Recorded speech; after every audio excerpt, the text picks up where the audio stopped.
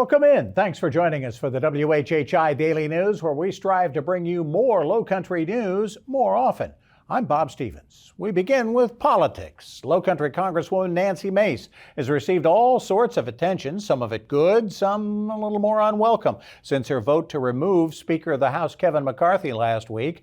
Over the weekend, she announced her support for Ohio's Jim Jordan to be the next House Speaker. Before that, she'd been lumped in with more radical members of her own party, though she said her reasons for voting out McCarthy were as simple as his breaking promises to her on a number of important issues. She's also used her notoriety to raise some money for her re-election campaign that some experts say might now see an opponent from her own party. She says she's been threatened with removal from her House committee assignments and groups she belongs to on Capitol Hill. Senator Tim Scott, one of the first presidential candidates to visit Beaufort County, spending a short time at Bluffton's Corner Perk on Friday, touting his plans for economic growth and shutting down the border with Mexico before an enthusiastic crowd of a couple of hundred or more people, joined by his mother, Frances. There is still almost a week to file for the special election to pick a new mayor in Beaufort, but anyone wanting to run now will have to beat out two well-known names who've already served on city council. Mike Sutton, who served on the council from 2006 to 2014 and ran against recently resigned Stephen Murray in 2020, wants another chance to lead. And Phil Cromer, who served on the council between 2018 and 2022, has also been a town manager in Port Royal and Ridgeland. The filing deadline is next Monday. The election will be December 12th to fill out the final year of Murray's term. Beaufort County's council has another land buying opportunity in front of it at a discounted price, but still for more than double what it brought just last summer.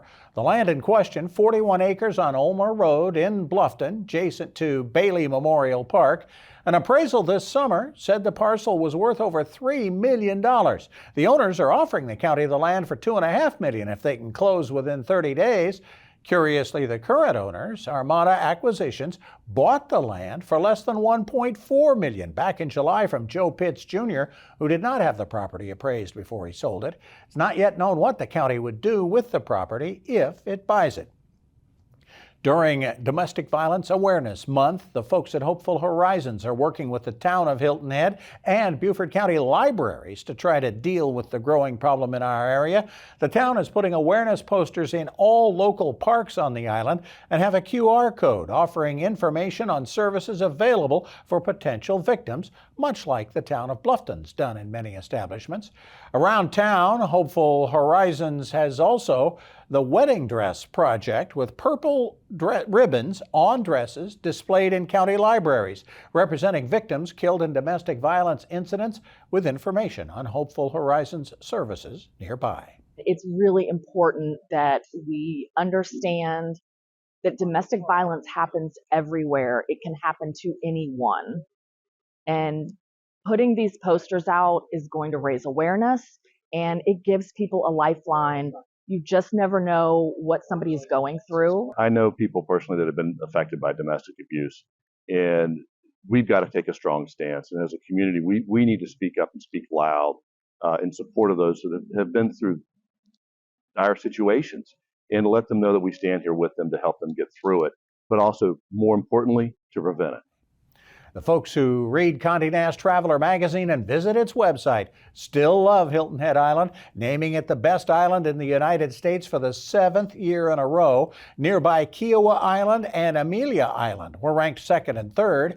Charleston was named the best city in the U.S. for a 2nd straight year. Greenville was ranked 4th and Savannah 5th. That's in the entire country.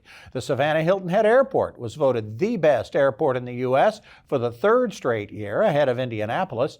And the Palmetto Bluff and Omni resorts were named number 1 and 2 resorts in the South. They were 8th and 13th best in the country. For more details on these stories and other Lowcountry news, we invite you to visit the sources listed on your screen. We're going to talk sports a little bit later on. Let's get an update on the weather. A beautiful start to the week. How long will it last, Maria Soden? Thanks, Bob. Yep, so taking a look ahead, it does look like this fall weather is here to stay, so we're going to see quite a bit of rain this week. Also, we're going to see lower temperatures not only this week, but continuing on into next week. So taking a look at Tuesday, it's going to be partly cloudy with a passing shower in the afternoon. Hilton is going to have a high of 79, a low of 59. Bluffton is going to have a high of 79, a low of 55. And Beaufort is going to have a high of 79 and a low of 57. The sunrise for Tuesday is going to be at 7:23 and sunset's going to be at 6:56. Looking at the beach tides, low tide's going to be at 2 p.m. and high tide's going to be at 7:04 p.m. Taking a look into the rest of the week, Wednesday we'll see scattered showers throughout the day and continuing on into the evening. Highs in the 70s, lows in the 60s. Come Thursday, it's going to be windy with scattered showers and thunderstorms starting in the morning, continuing on through the day, but should be clearing up by the evening. Highs in the 70s, lows in the 60s. And then come Friday, it's going to be sunny to partly cloudy in the morning. Then we're going to see those scattered showers and thunderstorms throughout the day and continuing on into the evening. Highs in the 80s, lows in the 60s. That's it for today. Let's send it back to the desk. Thanks, Maria. When we come back, of course, we're going to be talking sports a little later on after a busy week. We're also going to talk with Ahmed Ward about the latest going on at the Mitchellville Freedom Project. But up next, a look back at the Shrimp Festival in Beaufort. Stay with us.